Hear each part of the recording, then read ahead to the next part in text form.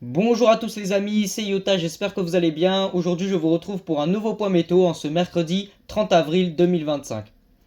Dans ce point météo, énormément de choses à dire. Nous allons dans un premier temps parler du pic de chaleur qui va nous concerner pour la suite de cette semaine. Ce pic de chaleur d'ailleurs commence déjà à nous concerner en ce mercredi. Et dans un second temps, nous parlerons donc des dégradations orageuses plus ou moins fortes qui vont nous concerner en fin de semaine. Toute cette agitation, nous le devons à cette goutte froide positionnée à l'ouest du Portugal. C'est elle qui va donner finalement naissance aux dégradations orageuses, mais c'est également elle qui va finalement donner lieu à cette hausse des températures, parce que les températures ne vont faire qu'augmenter à partir d'aujourd'hui. Elles sont déjà assez douces, même presque chaudes en fait pour la saison, et elles vont continuer d'augmenter tout au long de la semaine. Donc finalement cette goutte froide, en tournant dans le sens inverse des aiguilles d'une montre, fait finalement remonter la chaleur depuis l'Afrique du Nord. Cette chaleur vient finalement stagner sur l'Europe de l'Ouest. Et comme nous sommes dans des conditions anticycloniques, cette chaleur finalement elle va rester en fait sur l'Europe de l'Ouest, elle va rester sur la France.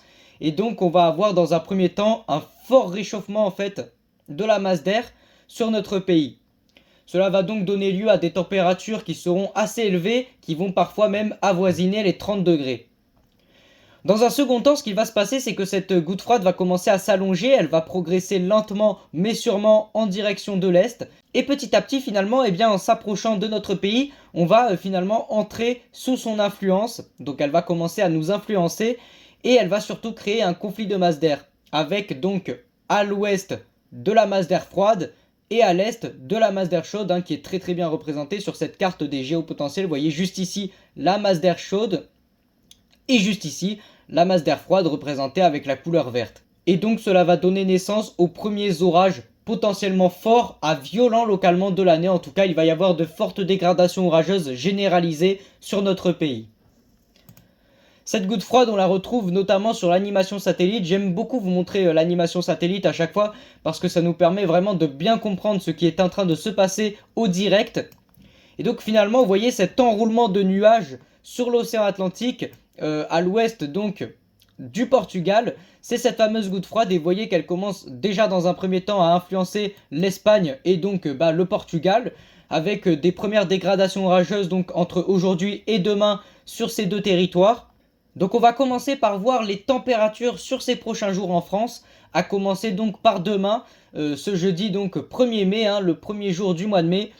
Donc comme vous le voyez, on va avoir des températures qui vont être très élevées sur notre pays, en tout cas très élevées pour la période. On pourrait atteindre jusqu'à 29, voire localement 30 degrés sur la région parisienne, finalement globalement sur le nord-est du pays. C'est d'ailleurs assez rare que cette région soit la plus chaude en France. Et bien écoutez, sur ces prochains jours, c'est effectivement le nord-est qui va avoir droit aux températures les plus élevées. À Paris jusqu'à 30 degrés localement. Du côté finalement de Orléans, on pourrait également avoir 28 à 29 degrés. Du côté de Dijon, jusqu'à 26 degrés. En tout cas, vous voyez que ça remonte jusqu'à Lille, finalement, jusqu'à Lille, Amiens, jusqu'au Hauts-de-France, en fait, globalement. On pourrait avoir des températures qui approcheraient les 30 degrés, donc sur ces prochains jours. Tandis que dans le sud-ouest, les températures resteront quand même un peu plus basses, dues à l'influence de la goutte froide qui va commencer à s'approcher de notre pays. La nuit, les températures devraient tourner autour des 18 degrés, donc on va avoir des nuits qui seront vraiment tropicales sur notre pays. Puis donc sur la journée de vendredi, les températures vont encore une fois beaucoup augmenter. On attend sur la journée de vendredi en fait un pic de chaleur, on appelle cela comme ça, avec donc 30 degrés finalement généralisés. Vous voyez que dans le sud-ouest on approche les 30 degrés, on aura 28 degrés dans le sud-ouest en Aquitaine. Sur les régions centre, le massif central, on attend jusqu'à 29 degrés. Et encore une fois, c'est proche de la région parisienne où on pourrait localement atteindre les 30 degrés sur la journée de vendredi, le vendredi 2 mai 2025.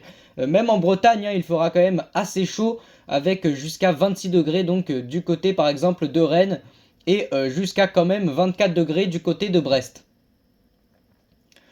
La journée de samedi, là par contre, les températures vont commencer à descendre petit à petit quand même parce que la goutte froide, comme je vous l'ai dit, va s'approcher davantage de notre pays.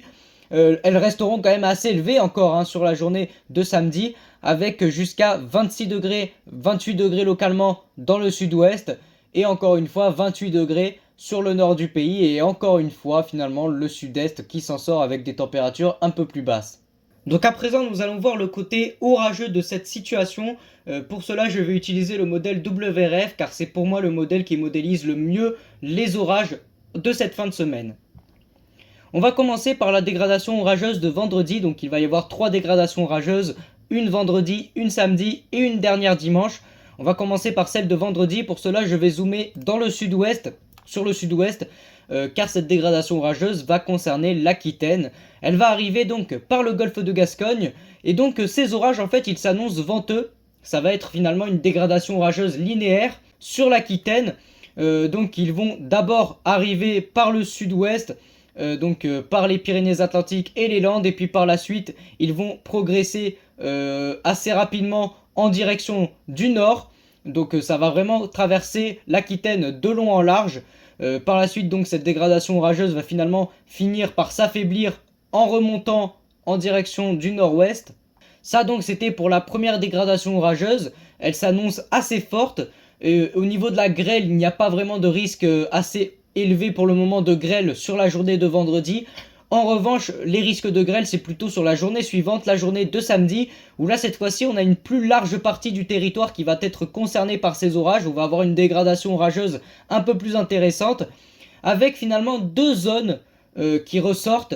Donc le nord du pays, donc la Bretagne, la Normandie et les Hauts-de-France, qui vont être concernés par plusieurs orages qui seront modérés, des orages donc qui ne seront pas vraiment très puissants, assez inoffensifs, et on va avoir une seconde zone où là par contre les orages s'annoncent forts à localement violents, avec un risque de grêle qui va être assez élevé.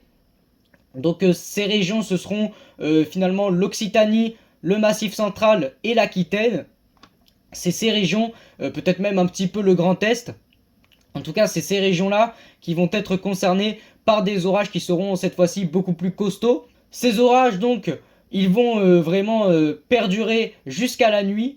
Et donc, sur la journée de dimanche, on aura une dernière dégradation orageuse qui s'annonce assez forte. Et puis cette fois-ci, par contre, alors, le modèle WRF ne modélise pas jusque-là.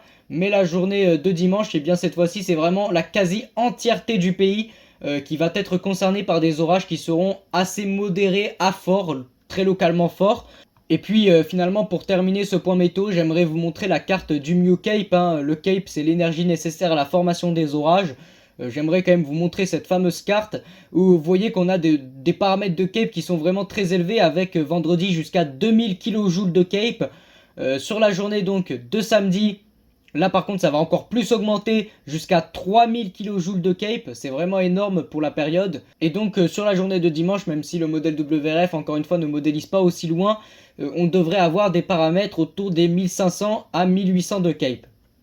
Donc vraiment tous les paramètres sont réunis en principe pour avoir de puissants orages en fin de semaine.